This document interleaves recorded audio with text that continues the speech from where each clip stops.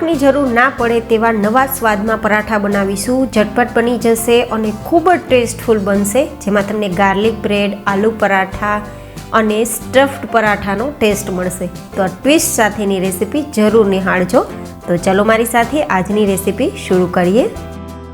તો જેમના માટે આપણે અહીંયા પહેલાં જ બટેટા બાફીને લેવાના છે. તો મેં અહીંયા લગભગ 600 ગ્રામ જેટલા બટેટા લીધા છે અને નંગમાં જોઈએ તો 6 નંગ જેટલા બટેટા છે અને 4 વ્યક્તિને થઈ શકે તેટલી આ રેસીપી તૈયાર થશે.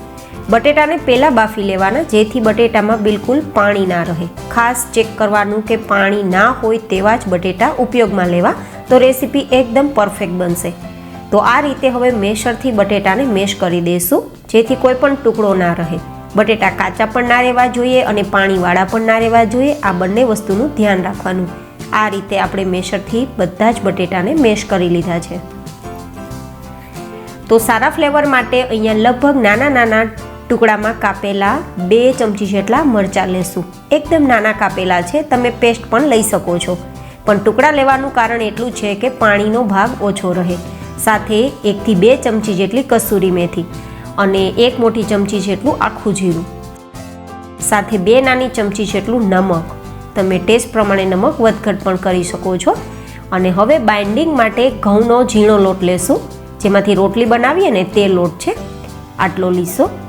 અહીંયા તમે મેંદાનો ઉપયોગ કરી શકો છો, પણ જો કે આપણે વેરાયટી હેલ્ધી બનાવીએ છીએ તો મેંદાની જગ્યાએ ઘઉંના લોટનો ઉપયોગ કરું છું.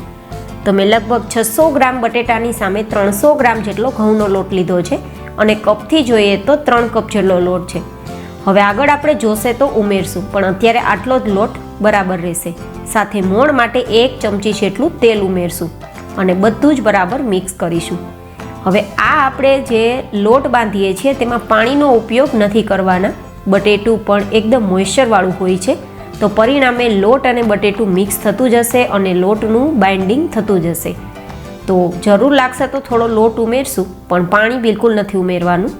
તો આ રીતે બધું મિક્સ થતું જશે અને લોટ બંધાતો જશે. હું વિડીયોને સ્કીપ નથી કરતી, બસ ફાસ્ટ ફોરવર્ડમાં બતાવું છું, જેથી તમને સમજાઈ જાય કે મેં પાણી વગર લોટને તૈયાર કર્યો છે.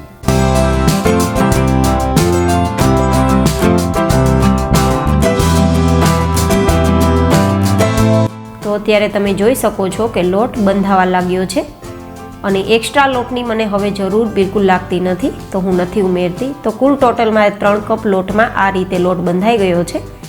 અને હવે થોડું ઉપરથી સોફ્ટનેસ આપવા માટે આ રીતે થોડું તેલ લગાવી દઈશું અને મિક્સ કરી દઈશું લોટમાં.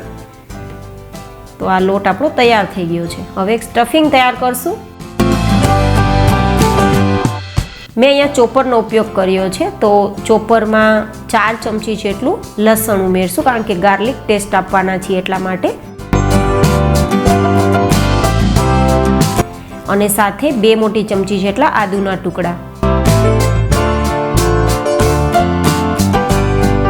અને લગભગ 5-6 નંગ મરચાંના ટુકડા, સાથે થોડા લીલા ધાણા ઉમેરી દઈશું. અને હવે આ બધી જ વસ્તુને ચોપ કરી એકદમ બારીક ટુકડા કરશું.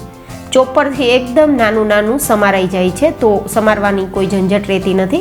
ચોપરની જગ્યાએ તમે મિક્સચરનો ઉપયોગ કરી શકો છો, જો એકદમ બારીક પીસાઈ જતું હોય તો. નહીં તો ખાણી દસ્તાથી પણ તમે આ જ રીતે અધકચરું પીસી શકો છો. તો આ આપણી એક પેસ્ટ તૈયાર થઈ ગઈ છે, તો એક્સ્ટ્રા બોલમાં કાઢી લીધી છે. અને હવે લગભગ 2-3 ચપટી જેટલું નમક ઉમેરશું અને 1 થી 1.5 મોટી ચમચી જેટલા ચીલી ફ્લેક્સ, માત્ર કલર અને ટેસ્ટ માટે. અને 1 મોટી ચમચી જેટલું બટર ઉમેરશું. આપણે ગાર્લિક બટરનો પણ ટેસ્ટ આપવાના છીએ, તો આ પેસ્ટમાં બટર ઉમેરવું કમ્પલસરી રહેશે.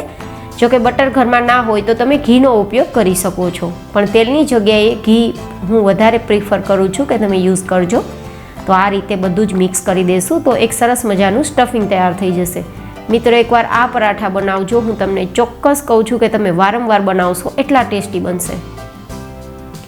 હવે આપણો આ લોટ જે છે ને એ થોડી વાર આ રીતે રહ્યો તો પણ હવે પાણી નથી થતું, મતલબ વધારે એક્સ્ટ્રા લોટ ઉમેરવાની જરૂર નથી. પરફેક્ટ લોટ આપણો તૈયાર છે. તો હવે એક મોટી રોટલી બનાવવા માટેનો થોડો વધારે લોટ હાથમાં લેશું અને એક મોટી રોટલી તૈયાર કરશું. આ લોટમાં બટેટાનું પ્રમાણ વધારે છે તો ડસ્ટિંગ માટે ઘઉંનો કોરો લોટ પણ લગાવતા જશું જરૂર લાગે ત્યાં. અને થોડી જાડી રોટલી તૈયાર કરશું. રોટલી રેગ્યુલર હોય ને તેનાથી વધારે થોડી જાડી, એટલે કે 2 રોટલી ભેગી થાય ને જેટલી થિકનેસ હોય ને તેટલી જાડી રોટલી તૈયાર કરવાની.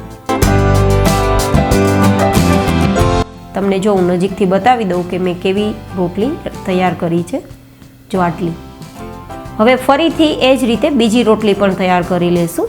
જો કિનારી તમારી ફાટી જતી હોય ને તો ચિંતા ના કરતા, આમ પણ આપણે કટ કરવાના છીએ.